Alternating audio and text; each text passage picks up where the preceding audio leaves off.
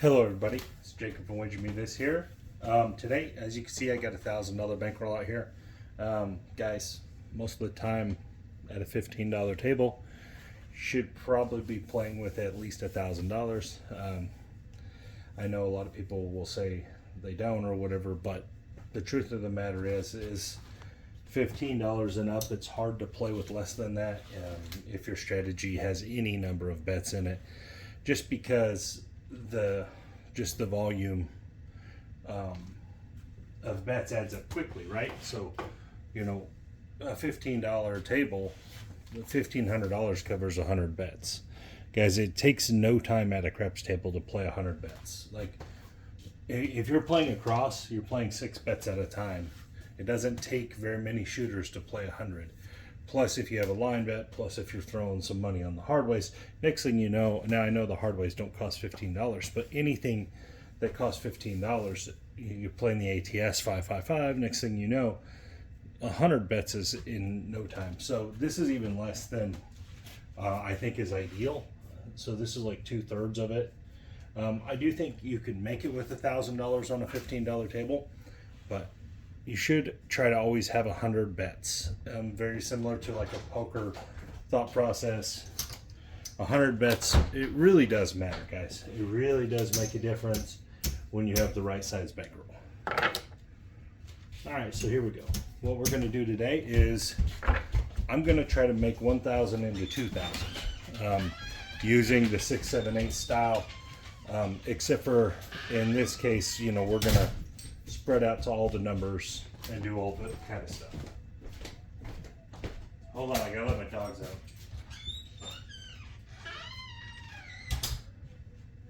So, with that said, that's what we're gonna do here. We're gonna try to obviously use this style of play to double our money. Now, the key to that is I have to be progressive on my don't. So I start with a $150 don't. I think that's ideal, especially if you have a $1,500 bankroll. I actually think your don't should be about 10%, because you should really be playing for essentially 10 shooters. All right, and then I like to put a $25 E, $10 C bet. And this is how I like to start out. And I like to start out this way because I'm not playing the horn over there, the C and E, necessarily as a hedge. It just kind of works that way. I'm actually hoping these happen on the come out so I can get into a horn progression. All right, so I'm actually hoping that, and especially if you roll the 2 or the 3, because then you win on the line as well. The 11 just happens to work somewhat as a hedge for you, which is nice. All right, here we go. I'm just going to randomly throw them because, well, that's what most people do anyway. So here's a good example. We rolled a 12 to start. 6, 6, 12.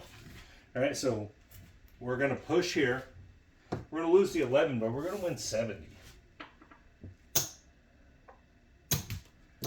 So now what I like to do is I like to pull the reds off, and I like to go to quarter. And this is somewhat of a progression, at least on the C-bet side. So hopefully I roll another one. And that's the idea behind, I like having the horn working out because you never know when you go on that 3-4 horn roll. Now, once the point is set, my mindset changes. Now I'm playing my strategy.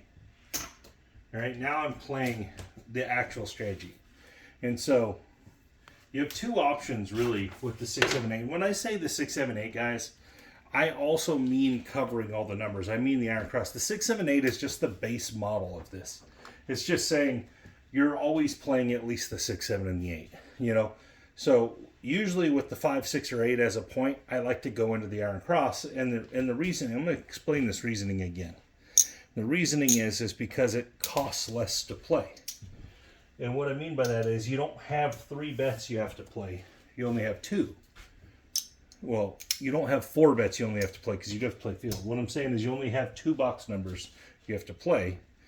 So this is the way I like to play the Iron Cross from the $150 dome when you have the 5, 6, or the 8.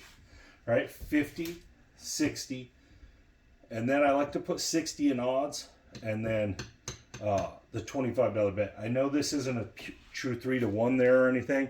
It's pretty close, and it pays out pretty close to 3-to-1 for this. So this right here, in my opinion, is a pretty ideal setup. You get every number but the 6, and your 7 has extra value here with them odds. All right, so here we go. Let's see what happens. Now, obviously, we could easily just pop the 6 just like that. That's always an option when you're on the don't. And that's one of the other things that I think deters people from the don't a little bit, is that they don't like to lose on the point. And that's just that's the cost of doing business on the don't. Now we lost that 150, so we go to 200. This is the progression part that I was talking about. I still do the same C&E, 25 and 10. This is where, if you want to make the 6, 7, 8 make a lot of money, progressing the don't is how you do it. And we have a 6 deuce 8. Progressing the don't is how you make a lot of money. All right. Just move that over. Now, again, I do the same exact stuff until I get going. Obviously, I don't want to just hit my point. That happens, though. It's going to be part of it. It's the same thing as rolling a PSO, essentially. All right? People will say, you lost all that money on there. Well, you lost 160 on your PSO. It's the same. Every strategy has a hole in it. Every strategy has a part where it doesn't do so well. There's a 3-2-5. So this is going to win 70. You're going to lose the field. All right? So we're going to replace our field. That's going to leave us 45. Guys, I always like to collect the first hit. Always. Collect that first hit no matter which one it is. And then from there, I start working the strategy. And there's aces in both places. All right, so it's going to win 50. All right, so I like the half press or whatever you're going to do. So you can press. There's 2 options when you're on the iron cross. You can press the iron cross, or you can start spreading out. We're going to choose to spread out in this one. Sometimes I choose to press the cross. It just depends. And we got a 4 deuce 6. All right, so same thing here. We're going to win 70, but we're going to lose the 25 in the field, which is fine. Replace that. Put that on the 9. That's roughly a half press as far as what we're actually going to be collecting there. And a 9, there we go. That's our first double winner. So it's going to win a total of 60. It's going to win 25 here and that there. Let's get the 10. So now what I do when I get all the way across like this, with profit for the most part, I let the field go until it doesn't win. Once it doesn't win, then I just start playing across the numbers. And there's a 6. So I let the field fall here because I'm all across the other numbers. We're going to win 70 on that 6. Start back over here, press that 4. Now I'll just start pressing all the way across the numbers each time. See how much we can rack up. And there's the hard 6. $70 winner. We'll press the 5.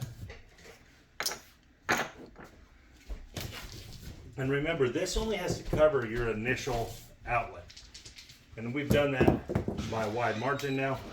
6, 5, 11. Now this is where you start missing this bet. But hopefully you're also playing an ATS bet, and that's just helping you there. I'm a proponent of the ATS. I actually think it saves a lot of days. There's a $70 winner on that 4-2-6. I think hitting the smaller the tall one time in a day will generally make your whole day if you're playing the ATS at any reasonable amount. All right, here we go. And hard 10, there we go. So we're going to drop a nickel and get 54 back.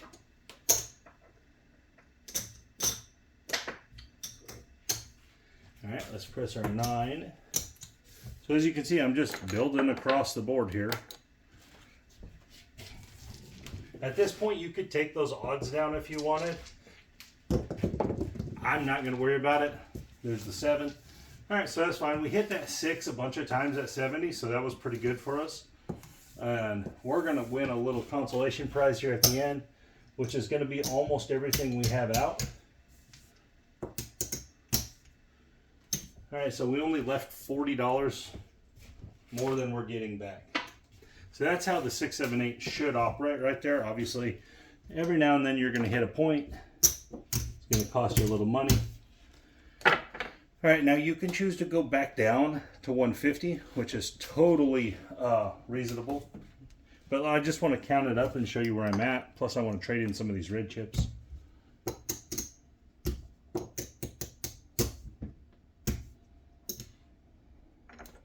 All right, so there's 100 in red. Let's get this black chip out here. All right, so we have 400, 5, 6, 7, 8, 9, 1,025. So we're up about $100 after taking a $250 loss on a roll. All right, so let's go back to 150, 25 and 10. And I just repeat this process. And see, this process works on, as people refer to them as random shooters. Guys, everyone's a random shooter for the most part. There's going to be a couple people out there that are pretty good. And they're going to be able to manufacture some stuff. But most of the time, everyone's a random shooter, guys. There's a 415.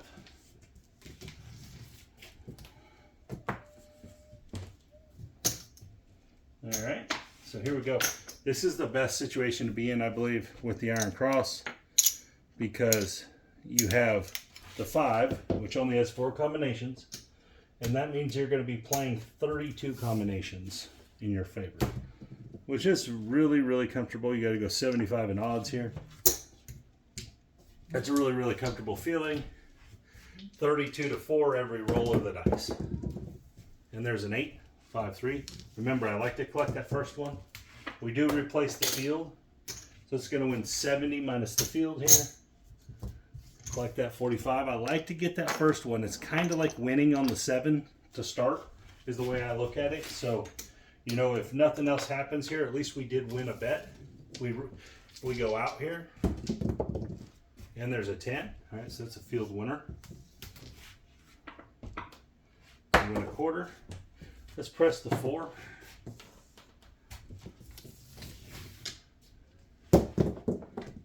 And 4 to 6, and that's also because I like to be able to use these as, you know, picking up numbers, pressing, whatever, and that way we at least collected that first one. $70 winner. Let's grab the 9.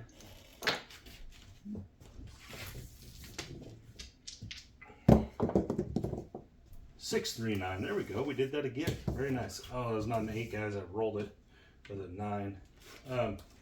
All right, so we're going to win 60. Like that.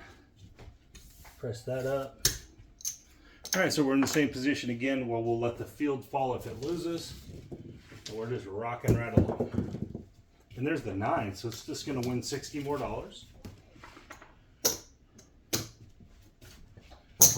I'm actually going to take this and press my 6 and 8.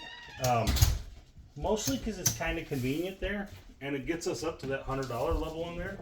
That's nice. Hopefully we get one of those. We did. Hard 6. Hard 6. All right, so I'm going to let this fall. But we're going to win 105. Half press it up. Let's get our 4 and our 10 rocking. We'll collect $55. So again, we're just punishing them for letting us play against 4 combinations is what's going on. And there's aces, of course, when we took our field down. But so that's kind of what we're doing. We're just punishing them now for letting us play against 4 combinations instead of 6. And there I go running my mouth. We hit our 5. Now, is this a huge deal? Not really. I know it's $225, but we've made, what is that? Roughly that much already. All right. So we're going to go to 200. We're going to go 25 and 10 here. Now this is where you can get in a little trouble because we haven't seen one of those uglies for a while. So you could hit it here and it could just cost you a bunch. But I still, 84% of the time, it's not going to be one of those. So we're going to go with this. Here we go. I don't like to lose more than twice on the don't though. So if I do lose here, what I'll probably do is just go on the light side and drop it down to 160 is what I tend to do in this situation. But here we go, coming out. And we got a 5 again, 3 deuce. All right, so that puts us right in the same spot. Now in this case, we're not really covering any bets because we did that initially and those were covered by the profits we already made. So putting odds on there is up to you. I'm cool with it just being a $200 prize at the end, no matter what happens from here. But if you like the odds, jump some odds on there. All right, maybe play them with profit. And there's a 10. All right, so here we go, $2. We're gonna win 100. There's a lot of ways to do this. I'm actually gonna take my 6 to 150. And I'm gonna grab this. I know I haven't messed with my 9. I'd like to smack one of those 6s. There it is right there, baby. 5-1. That was not a 10. My damn table rolled it. That was a 5-1. All right, so here we go, 175. Same thing here on the 8. So now we for sure have profited what we lost. All right, here we go. Come on, good one. 437. Okay, not bad. Not bad. Even with the loss, we still made money there, I believe. Could be wrong on that. Pretty sure we made more than 250 bucks or whatever. All right, that's the argument for having odds. But let's say we got 500, 6, 7, 8, 9,000. So we're up like to 1,200-ish. Here we go. Let's go back to it. Same thing.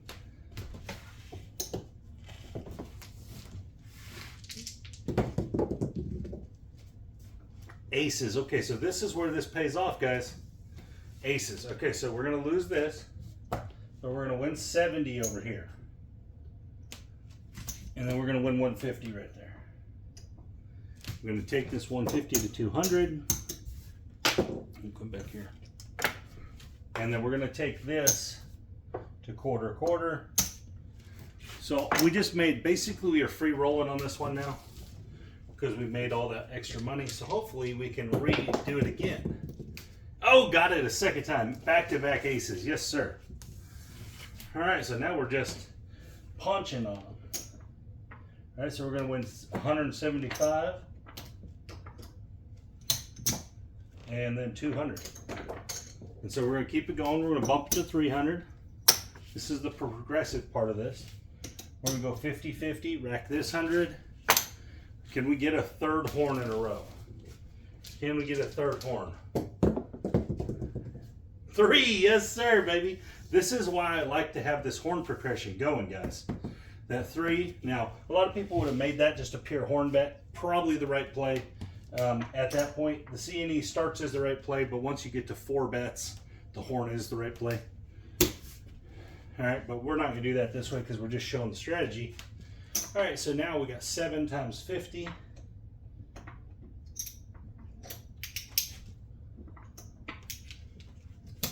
It's gonna be 350, 300 there.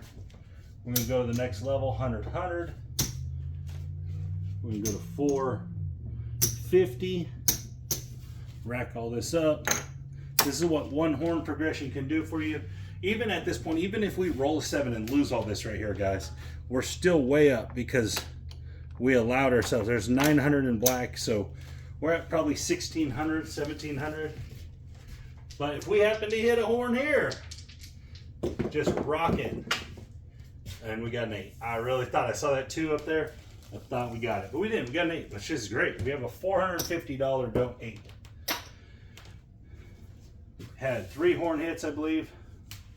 2, 2, 3, yep. All right, so now we don't got to add no odds or nothing, but we can bump up our 5 and 6, right, on this Iron Cross. So what I'm going to do is I'm going to go to the $125, $150 level here. Let you put 75 in the field. So let's count this up. We got 450 on the don't. 1, 2, 75, 350 versus 450. Don't count these. Remember, those were profit. So now we're making 75 bucks a pop no matter what. No matter what rolls, at least $75. So hopefully we dodge that for a minute. 6-5 yo. And we just rack these $75 up. Just try to catch as many of these as we can. Let this one roll out. Meet our profit goal for the day. And there's a 10. Hard 10. Another $75. This adds up real quick, guys. When you're hitting for $75 a hit, it adds up real fast. And 7 out. That's fine. We won $150 before we 7'd out. All right, and we're going to catch this 450 on the end. This is how my system should ideally work. This is pretty ideal. I know we hit some other points, but this is how it should operate. Let's count it up. I believe we made to 2,000. There's 1,500 right there.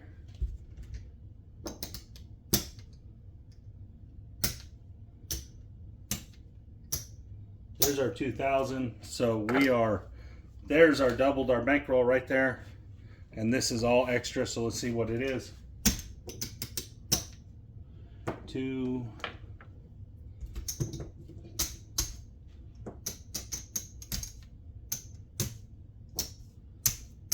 3,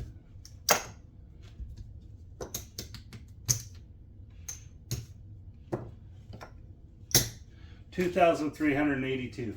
And guys, all that really happened is we had one great horn progression, which happens, guys. Multiple horn numbers roll, I would say almost every session. Multiple horn numbers come back to back almost every session. And let me explain that really quick. Guys, if you're playing all 4 horn numbers, it has this same probability as the 7.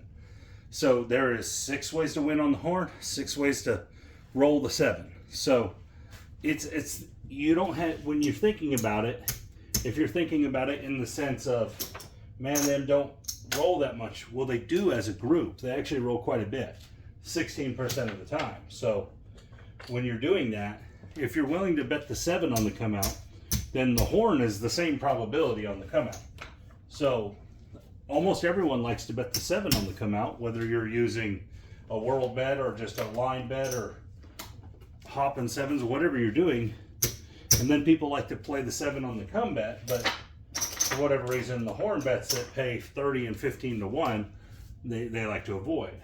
So again, guys, that's one of the reasoning behind why I play those.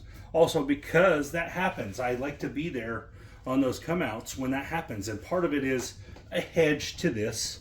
Part of it is that 11 covering them 2 combos. But the most of it is it's its own little game, pre-game to what my actual strategy is, because I'm usually going to have the field involved to cover those bets later on. But that's the idea behind it, guys. That's the idea behind what the 6, 7, 8 actually is. When the 6, 7, 8 is in full bloom, that's what it looks like. It's more than just the 6, 7, and the 8. It spreads out to the rest of the numbers. It gives you the horn. It gives you all these other things, and you do a little bit of progression work. And guys, I got knocked off multiple times here. Now, I didn't have come out losers, which helps, but I think we only went through like 3 or 4 shooters, right? It wasn't a bunch of shooters, and we still easily made our money. And that is because we're getting the refund on the don't. So when the 7 out does come, we're getting that refund. We're getting them chips back instead of just losing them if you're just on the light side. We're getting all those back, which helps in the long run. It helps far more than you'd ever believe, even if you're only getting partial, even if you're only getting 70% of them back, getting those back instead of just losing and going into the next round saying, okay, I got more chances to win, more chances to win. And what you do is you keep the probability advantage so heavily in your favor.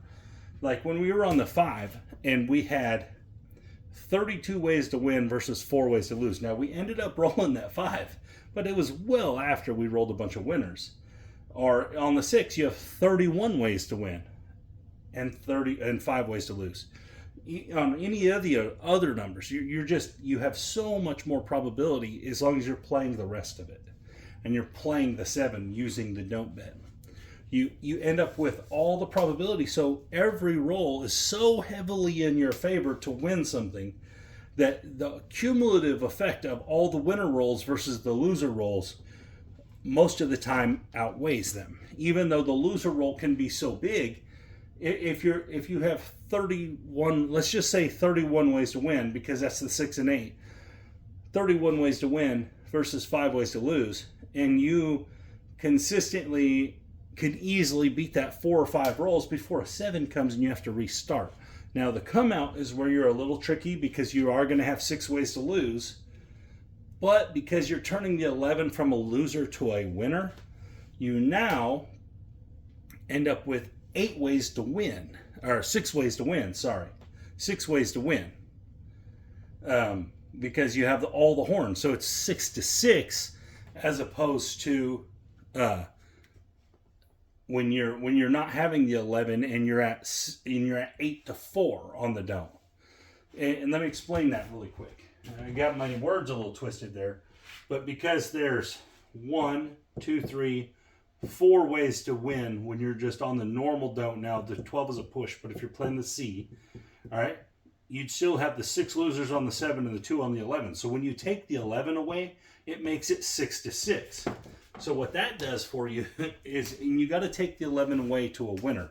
So I played at a quarter, because when it wins, it'll win 375 versus the 150 loss.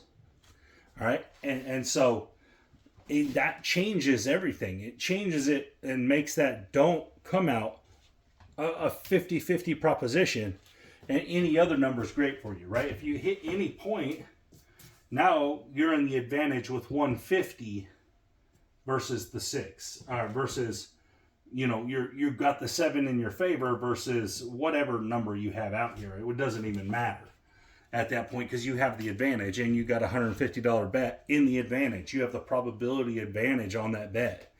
So when you roll those numbers, and you're 50-50 on the come out now, you're not at a big disadvantage on the come out anymore. It's even. Now, when you actually hit a point, and you set your point, now you just have the advantage, and it takes a lot of the negative of the don't away on the come out when you play the 11. When you play the 11, it takes a ton of that come out woe away, because you make it 6 to 6. Now, if you could bet it at 6 to 6 all the time, just every play is 6 to 6, you're going to win half of them, right? It's how the probability will shake out. But anyway, so that's the idea. That's the full barrage of the 6, 7, 8, in my opinion, and what I've developed in my own play. And this is how I win. This is the key to winning. Now, is there losing days? Yes, because the rolls can happen in a fashion that destroy you quickly. That's the only big negative with the 6, 7, 8, in my opinion, is that you can have the 7, and then a 6, and then a 6, and then a 7, and then an 8, and then an 8. And it's not that the rolls are terrible. It's just they're hitting it the way it just punishes you. Now, this is no different than being on the pass line and setting a 6 or an 8 as a point, and then PSOing, or going one roll in, PSOing. And this happens so much. I see so many guys, or this is what I see. This is another one I see with just the pure light side play, is they set their point. Let's say they set their point of an 8, and they go across the board, right? They leave the horn out. They go across the board, and then it goes 3. It goes 3, and then a 12, and then they hit a 6, and then it goes a 3, and then an 11, and then they 7 out. So this was a 6-7 roll shot, but they had one winner in it, and they ended up losing 6. So -5 as far as unit goes. That roll happens way more often than people want to say, where they have those dead numbers and the horn numbers, or they just go inside. They play just inside, And then they roll 4s and 10s and the horn numbers all the time, and they never hit them inside numbers. 6, 7, 8 rolls in, and boom, 7 comes. They have 1 win out of the 7 rolls. This happens so much. This is also what the 6, 7, 8 negates, because the 6, 7, 8 allows you to win on that last roll with the 7, but it allows you to play all the numbers without hesitation, because you have what I refer to as a cover bet. I know some people will call it a hedge, but when you are playing your box numbers less than your don't, you're covering it. It's not hedging. You're not hedging out something. You're not hedging out some probability. You're covering all those bets. So this don't bet is really just a play on the 7 for like $40. And then you're allowing the don't bet to cover all these box numbers for you.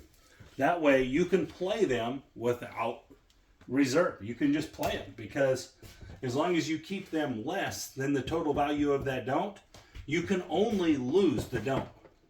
Because if you roll a 7, yeah, you lose these bets, but you make more on the don't than you lose. So there's no, that's covering your bets. That's not hedging. Hedging is when you're taking some value out of it and you're lessening it. This is not that case. Now, you could say you're using these to hedge against the don't. You could say that. That could be, because that is what a hedge would be. All right. But in this case, this is covering your bets. This is covering them all because you went through the first roll and you earned it. So now you're able to play all these for free. You're able to play these as long as you stay within this number. You're able to play those for free.